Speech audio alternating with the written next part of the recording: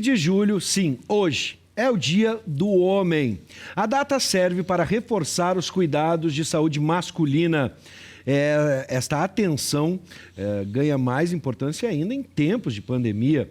Com a gente, a médica urologista e integrante da Sociedade Brasileira de Urologia aqui no estado, doutora Marina Gressler, que nos ajuda a esclarecer dúvidas sobre o assunto. Boa noite, muito obrigado. Boa noite, obrigada. Por atender o nosso convite, estar aqui no estúdio com a gente. Vamos começar, doutora, pelo seguinte: quais os efeitos imediatos da pandemia na saúde do homem? A gente pode fazer esse recorte?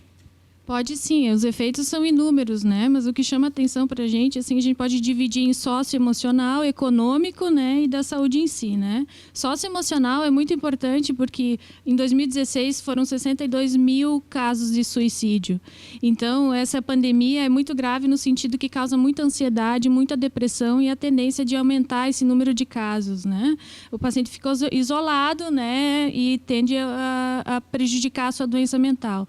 A parte econômica, muito importante também, 12,6% a mais de desemprego. Essa pessoa vai perder provavelmente o acesso à saúde, né? Vai perder o convênio, vai ter mais dificuldade de ter acesso à saúde.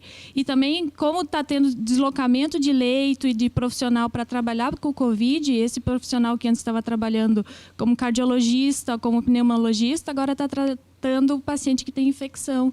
Então, tem muito paciente que já no SUS, que era deficiente, está ficando mais desassistido, né? Fora os efeitos físicos da pandemia, né? Diminuição de exposição ao sol, diminuição de vitamina D, né? Muitos pacientes deixam de fazer suas atividades, e não isso. O lado positivo é que 80%, tem um estudo que diz que 80% dos pacientes, das pessoas, tendem a ter hábitos de higiene melhor. Então, lavam mais as mãos, né? Procuram evitar de botar a mão na boca, saúde, né? Sempre pode ajudar, não só para o coronavírus, mas para outras infecções também, né? Os homens que são um grupo de risco, quais os cuidados efetivos que eles devem ter de prevenção? Eu acho que a gente tem que trabalhar muito prevenção. Está no hospital porque já aconteceu. Se você tiver um trabalho de prevenção, um trabalho preventivo, você consegue ter mais sucesso ainda, né? Com certeza. Primeiro, é bom a gente definir o grupo de risco, né? O grupo de risco, a gente sabe que a idade é um dos principais grupos de risco, né? Hoje a mortalidade é 70% acima quando o paciente é idoso, né? 70% das mortes são paciente que é idoso. Mas o grupo de risco também é qualquer paciente masculino que for classificado pelo CDC como tendo uma doença imunossuprimida. Então, pode ser um paciente jovem que fez transplante renal, pode ser um paciente que tem uma cardiopatia grave, que tem uma doença obstrutiva renal, né, uma doença obstrutiva pulmonar, uma insuficiência renal grave, né, aquele paciente obeso com diabetes, pressão alta, é grupo de risco, né? Então, a gente tem que ter os cuidados básicos que a mídia já está batendo em cima e a gente sabe, né? A princípio, usar máscara, evitar de botar a mão na boca, né? Procurar fazer higiene das mãos com muita importância, isolamento dentro do possível, né?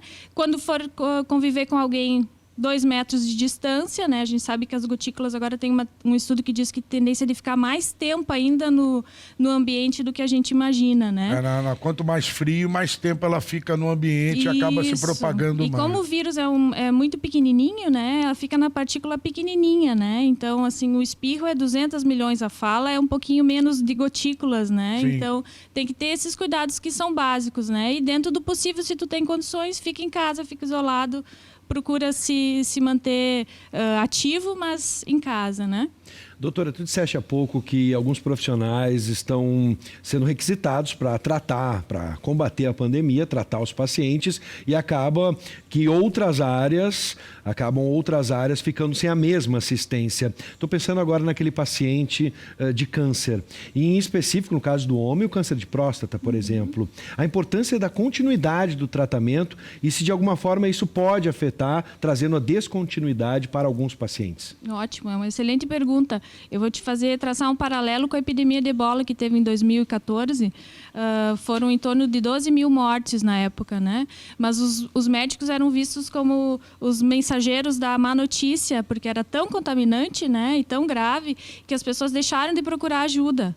E o efeito colateral dessa falta de procura foi muito pior do que as mortes pela epidemia em si, né? Então, isso que a gente tem que procurar evitar, né? Então, no Brasil, o homem vai morrer por doença cardiovascular ou por doença câncer de próstata, né? A gente já viu que os pacientes estão chegando menos na emergência com infarto. Opa, mas como é que isso pode acontecer? Ninguém ficou mais saudável, né? Pelo contrário, estão comendo mais em casa, frio. Isso, né? Mas os pacientes que chegam com infarto chegam muito mais grave. Né? Porque então, não fazem a prevenção. Exatamente. Então, é importante, no câncer de próstata, teve uma redução de 50% das cirurgias eletivas e 50% das cirurgias de urgência. A Sociedade Brasileira de Urologia, né? Passou esse dado. O pessoal desistiu, não querem ir ao médico de jeito nenhum. Então, não só o câncer de próstata, mas como uma obstrução renal por um cálculo, está ficando em casa, o paciente vai perder esse rim, né? Então, a emergência da Santa Casa, esses tempos, tinha 2, 3 pacientes separado, assim, né? Porque é separado da infecção do atendimento do Covid. Porque as pessoas estão com medo de ir. Então, assim... Que normalmente teria quanto, doutora? Até a pessoa em casa entender que isso que a doutora está falando é muito importante, né? Tem que fazer a prevenção, tem que continuar indo ao médico. Não é no hospital que você vai pegar a doença, né? Não vai pegar o vírus. Sim. E eu já aproveito para embalar uma outra pergunta. E a telemedicina tem aumentado? Você tem conseguido, por exemplo, você especificamente, doutora, tem conseguido fazer atendimentos online? Sim, a gente está atendendo, né? Porque é uma nova realidade, isso aí veio para ficar. Tem a dor. Tecnologia está aí para ajudar. Mas eu não acredito que ela substitua totalmente, né? Porque o brasileiro gosta do mano a mano. Né? Gosta do contato e eu preciso examinar meu paciente, né? Exatamente. Então... A doutora é urologista, entendeu? Ela gosta de examinar o paciente. Você está entendendo? Exato. Está entendendo? Exatamente. 20% dos cânceres de próstata tem o PSA normal, então não adianta fazer só o exame de sangue. Tem que ter o exame de toque. Tem que fazer o exame de toque. Tá vendo, Luizinho? Já passou de 60, tem que fazer o exame de toque, lá que é a doutora. Claro, na medida do possível, tem, por exemplo, se você tem acesso ao seu médico e pode fazer a telemedicina e é grupo de risco, discuta com ele a necessidade de fazer o tratamento do câncer de próstata ou do outro tipo de câncer que tu tem, né? Tem alguns cânceres de rim que crescem 0,6 por ano, então tu pode esperar passar a fase crítica da pandemia e tratar depois. Tem câncer de bexiga que é grave, tu tem que operar ontem. Né? Então, não, tem que individualizar conforme o teu risco e conforme a classificação do teu tipo de câncer. Bom, para a gente fechar, a doutora disse agora há pouco, né, que a gente tem que cuidar da saúde. No caso do homem, tem muita gente em casa, o futebol está voltando, alguns vão para o churrasco no Grenal na semana que vem, outros vão querer tomar uma cervejinha hoje para ver o Fla-Flu. Cuidados, dicas, orientações, exercícios físicos, como é que a gente pode manter a nossa saúde mesmo com o isolamento? Essa é outra excelente pergunta, né? A primeira dica que eu vou dar é para o paciente que está se sentindo muito ansioso. Pare um pouco de ver tanta informação sobre a pandemia, né? Vai ler um livro, faz outra coisa, porque isso traz muita ansiedade. Está gerando um clima de histeria, né? Isso. Então, dá um tempo, vai fazer outra coisa, né? A segunda coisa é não perca contato com as pessoas que tu ama, né? Eu tô com o João Frederico, meu pai, a Cornélia, em Panambi. Faz mais de 3 meses que eu não vejo eles, né? Mas a gente se liga, a gente mantém um contato. Então, isso é muito importante para a saúde emocional.